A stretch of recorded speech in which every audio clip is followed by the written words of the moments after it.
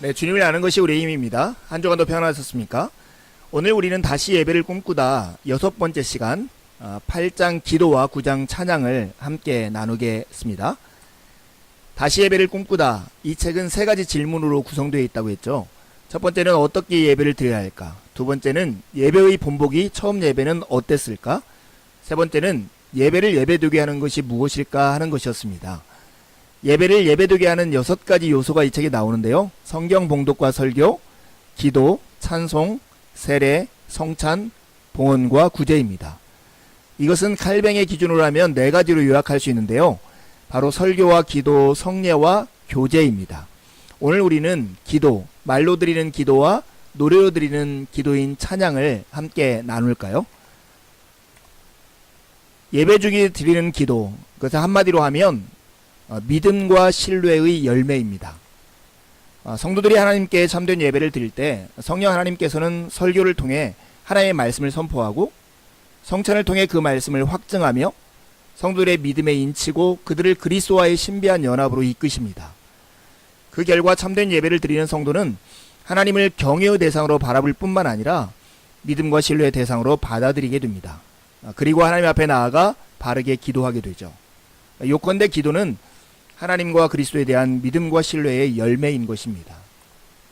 그렇다면 예배 중에 드리는 기도, 그것은 어떤 종류가 있을까요? 먼저 설교 전에 드리는 기도를 살펴볼까요? 기원이 있습니다. 이것은 예배의 부름 뒤에 드리는 첫 번째 기도인데요. 하나님께 그의 이름에 합당한 영광과 존귀와 찬양을 돌리는 기도입니다. 두 번째는 참여의 기도인데 거룩하신 하나님 앞에 용서를 구하는 공동체의 기도입니다. 죄와 허물 가운데 있을 때는 하나님을 만날 수 없기 때문이죠. 셋째는 목회의 기도인데요. 그리스도의 중보 사역에 참여하여 목회자가 신자들을 위해 드리는 중보 기도입니다. 예배를 집전하는 목회자가 담당하는 게 좋고요. 한국교회에서는 대표 기도가 여기에 해당합니다. 네 번째는 주기도인데요. 주님께서 친히 가르쳐주신 기도로서 모든 기도의 모범이죠. 초대교회 성도들은 하루에 3번 주기도문으로 기도하라고 가르침을 받았다고 합니다. 다섯 번째는 성령의 조명을 구하는 기도입니다. 말씀을 낭독하거나 선포하기 전에 드리는 기도인데 성령께서 우리의 마음을 열어 들은 바 말씀에 순종하게 해달라고 요청하는 기도입니다. 설교드리 전에 드리는 기도 중에 우리가 2가지를 살펴보려 합니다. 먼저는 참여의 기도인데요. 하나님의 거룩한 존전에 예배자 스스로의 부끄러운 모습을 내놓고 하나님의 용서를 구하는 예배 공동체의 기도가 참여의 기도입니다. 예배자가 죄와 허물 가운데 있을 때는 거룩하신 하나님을 만날 수 없기 때문에 이 기도를 반드시 드려야 합니다. 그래서 참여의 기도를 드리기 전에 우리가 해야 할 2가지가 있죠. 한 가지는 십계명을 교독하는 것과 같이 하나님의 말씀과 하나님의 뜻이 무엇인가를 살피는 시간이 필요하고요. 참여의 기도를 개인적으로 드리기 전에 공동으로 참여를 드리는 공동기도문이 있으면 좋습니다. 참여의 기도가 마친 다음에도 있어야 할 것이 2가지가 있는데요. 회개하는 자를 용서하시는 하나님의 용서의 선언과 용서의 확신이 필요하고요. 우리를 용서하신 그 하나님의 은혜에 기쁨으로 반응하는 영광의 찬송을 드리면 더욱 좋습니다. 설교 전에 드리는 기도 중에 또 한 가지를 살펴보려고 하는데 그게 목회 기도입니다. 목회 기도는 예배를 인도하는 목회자가 하나님의 백성을 위탁받아 섬기고 살피는 책임을 가진 목양자로서 정치, 경제, 사회, 문화적 상황에서 발생된 죄와 모순을 고백하고 용서를 구하는 기도입니다. 또한 회중의 형편을 살피는 가운데 그들이 당하는 각종 상처와 질병과 가난과 억눌림으로부터 벗어나기를 간구하고 더 나아가서 나라와 민족을 위해서 구하는 중보기도, 이것이 바로 목회기도입니다. 한국교회에서는 이례적으로 주로 장로님들이 대표기도라는 이름으로 목회기도를 드리고 있는 것이 현실입니다. 이제 예배 중에 드리는 기도 중에 설교 후에 드리는 기도를 살펴보려 합니다. 먼저는 설교 후에 드리는 기도이죠. 설교 후에 성도들의 영혼에 뿌려진 말씀이 자라 결실을 맺게 해달라고 드리는 기도가 설교 후 기도입니다. 봉헌 기도도 있습니다.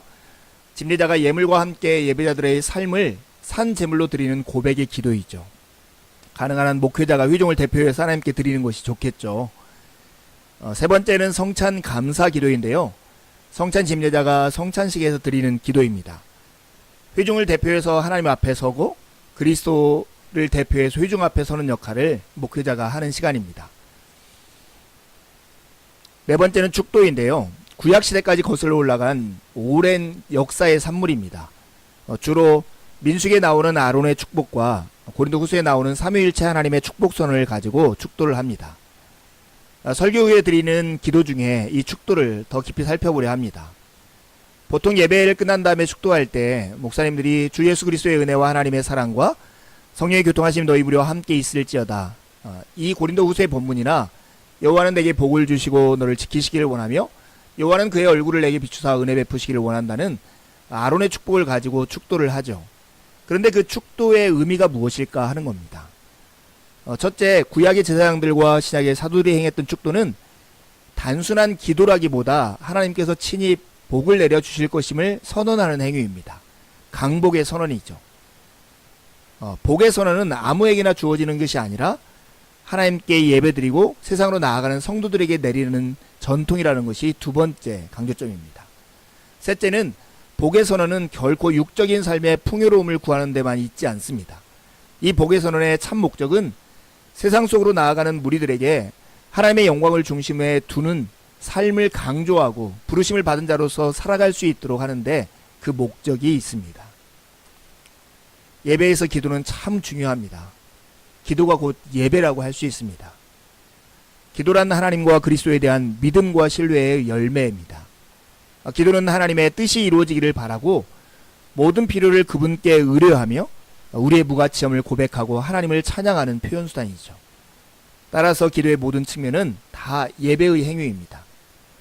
참된 기도의 목적은 하나님의 주권을 인정하고 그분의 영광을 드높이는 데 있습니다. 그러기에 기도는 초대교회 예배에서 가장 중요한 네 가지 불변적인 요소를 가운데 하나였던 것입니다. 이제 찬송을 살펴보려 합니다. 기도를 드리는 두 가지 방법이 있습니다. 하나는 말로 드리는 기도이고요. 다른 하나는 노래로 드리는 기도입니다. 찬양, 이것은 노래로 하는 기도라고 말할 수 있습니다.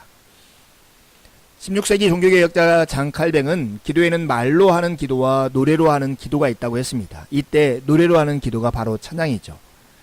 칼뱅은 초대교회 교인들이 오로지 기도하기를 힘썼다는 말씀을 예배 시간에 찬양도 열심히 했다는 것으로 해석했습니다. 찬양은 참 소중한 것이죠.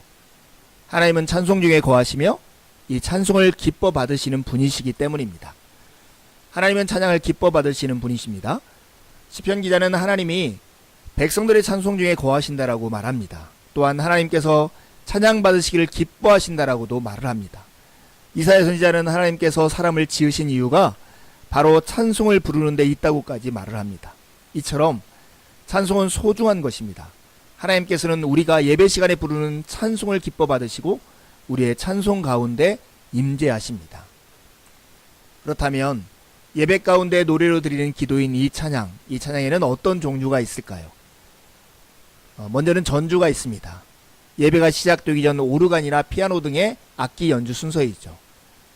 찬양과 경배의 찬송이 있습니다. 예배로의 부름에 응답하여 드리는 찬양으로 보통 찬송가 8장에서 41장에 이런 찬양들이 나와 있습니다. 세 번째는 성시교독입니다. 성시교독도 찬양의 일부인데요.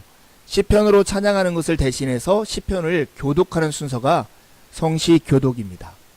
넷째는 찬양대 찬양이 있는데 저희처럼 작은 교회에는 없지만 이 찬양대의 찬양은 하나님을 향한 경외를 가장 아름답게 표현하는 시간입니다.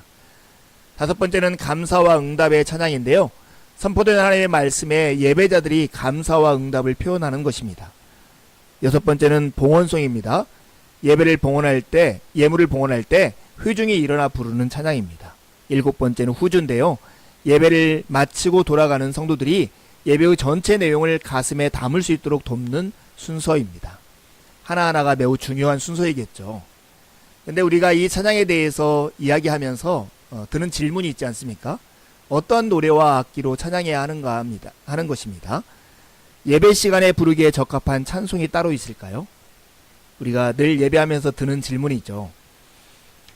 예배에서 사용되는 음악은 예배를 보다 아름답게 만들며 하나님을 향한 우리의 고백과 찬양을 훨씬 더 풍부하게 표현할 뿐만 아니라 사람들로 하여금 하나님과의 관계에서 더 깊은 차원으로 들어가도록 도와주는 역할을 해야 합니다.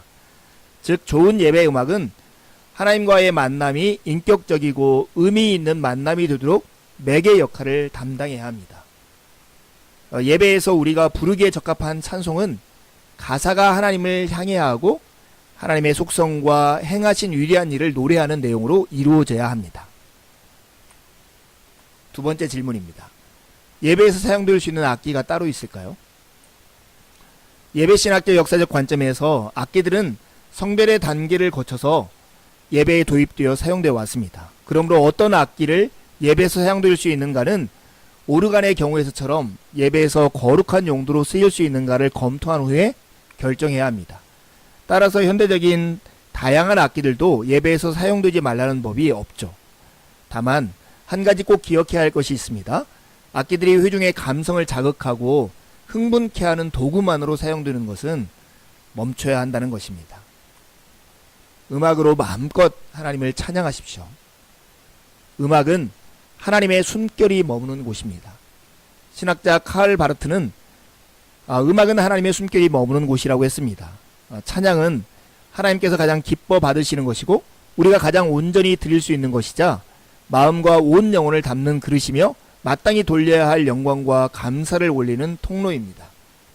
예배 역사에서 찬양만큼 큰 역할을 한 것도 없습니다. 이런 의미에서 기독교는 찬양의 종교라고도 할 수 있습니다.